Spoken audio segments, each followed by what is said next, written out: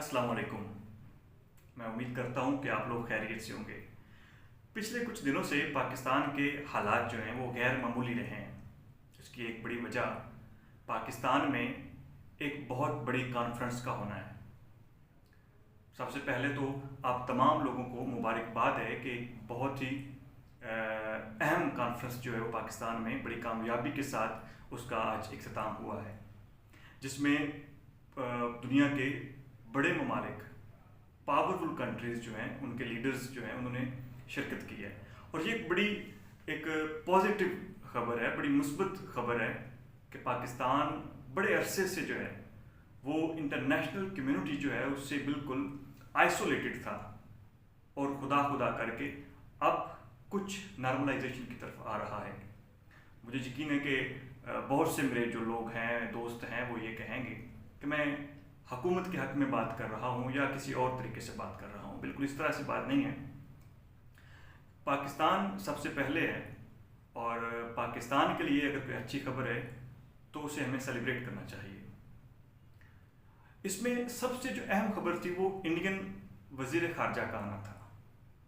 अब हमारे बहुत से ऐसे दोस्त हैं जो अपने जहनों में और ये बिठाए हुए हैं कि इंडिया हमारा दुश्मन है और वो तैयार बैठे हैं कि कब उनकी आने वाली नस्लें इस दुनिया में आएँ वो उसको बता सकें कि ये इंडिया हमारा दुश्मन है।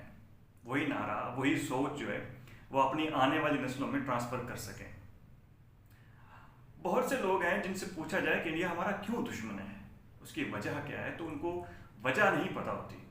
वो पुरानी बातें जो पार्टीशन से पहले की हैं वहाँ से शुरू करते हैं और चंद घिसी पटी जो मालूमात उनको दी जाती हैं उनको बुनियाद बनाकर वो नारेबाजी शुरू कर देते हैं।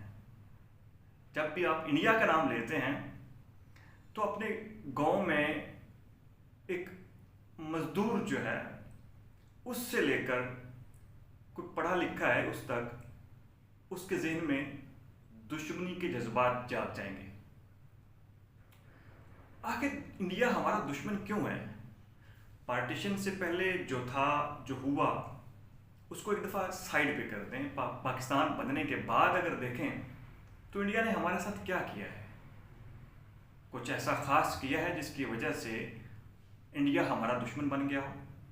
अगर आप जंगों की बात करें तो कुछ जंगें ऐसी हैं जो पाकिस्तान ने शुरू की हैं, जैसे 1948 की जंग, 1965 की जंग, और कुछ जंगें ऐसी हैं जो इंडिया ने शुरू की हैं, जैसे 1971 की जंग। और इसके बाद बहुत सी ऐसी बातें हैं जिनको बुनियाद बनाकर कुछ दोस्त जो हैं वो इंडिया को दुश्मन साबित कर देते हैं।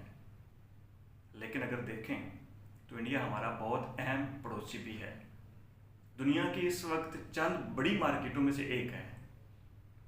अब कुछ मेरे दोस्त जो हैं वो जज्बाती हो जाते हैं और उनका नारा ये होता है कि इंडिया ने कश्मीर पर नाजायज़ कब्ज़ा किया हुआ है, इसलिए इंडिया हमारा दुश्मन है।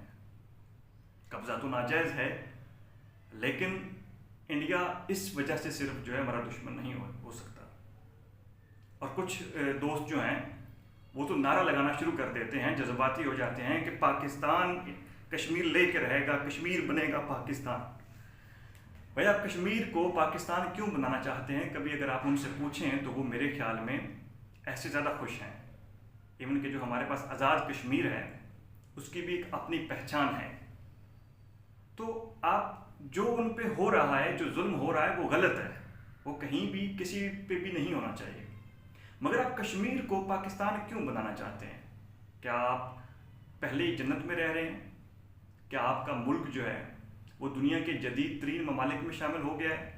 क्या आपके मुल्क से गुर्बत ख़त्म हो गई है? क्या आपके मुल्क में हकूक़ को सलब नहीं किया जा रहा? क्या आपके मुल्क में आइन की पासदारी हो रही है? क्या आपका मुल्क तरक्की याफ्ता ममालिक में शामिल हो गया है? या आपके मुल्क में दूध की और शहर की नहरें आ गई हैं, इसलिए आप उस भूख से मरते कश्मीर को भी अपने मुल्क में शामिल करना चाहते हैं ताकि वहाँ के लोगों को भी ये सहूलियात मैसर हो सकें? ऐसा नहीं है। आपका मुल्क जो है वो खुद आज़ाद नहीं है, आप खुद उसमें आज़ाद नहीं हैं। आपको तो खुद गुलाम बना के रखा हुआ है।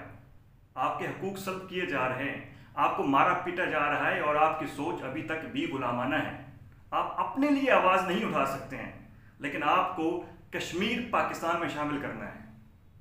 तो खुदारा देखिए कि ये चीज़ें छोड़कर रियलिटी की तरफ आइए, शऊर की तरफ आइए, कुछ पढ़िए। पड़ोसी कोई भी हो उससे हमें अच्छे ताल्लुकात जो हैं वो कायम करने, वो चाहे इंडिया हो, चाहे अफ़गानिस्तान हो या कोई और हो, क्योंकि मोहब्बत और अमन से हर किसी को शिकस्त दी जाती है। आजकल के जदीद दौर में जंग किसी भी मसले का हल नहीं है। इसलिए आखिर में जो हमारे इंडिया के वज़ीर ख़ारजा हैं जयशंकर साहब, उनको खुश आमदीद कहूँगा और शुक्रिया अदा करूँगा, और तमाम पाकिस्तानियों को ये इल्तिजा करूँगा कि मुझे पता है कि आपके दिल में कहीं ना कहीं उन तमाम लोगों के लिए जो इंडिया में बसते हैं एक मोहब्बत छुपी है। आपके दिल में आज भी शाहरुख खान, सलमान खान, कतरीना कैफ बसते हैं, और कहीं जो इंडिया वाले हैं उनके लोगों के दिलों में भी फवाद खान, माहिरा खान और बहुत से हमारे आर्टिस्ट बसते हैं। मोहब्बत उस तरफ भी है, मोहब्बत इस तरफ भी है। इसलिए नफ़रत की ज़ंजीर को ख़त्म कर देते हैं। नफ़रत की ज़ंजीर को अगर हम मिलके मिटाएंगे तो ही ये मिटेगी। अगर हमारे सियासी नारों की भेंट चढ़ गए हम, अगर उन बयानिए जो बनाए जाते हैं, जो मीडिया पे दिखाए जाते हैं, उसकी भेंट चढ़ गए, तो शायद ये मोहब्बत का रिश्ता कभी भी जुड़ ना सके। अपना ख्याल रखें, खुश रहें, आबाद रहें। बहुत शुक्रिया।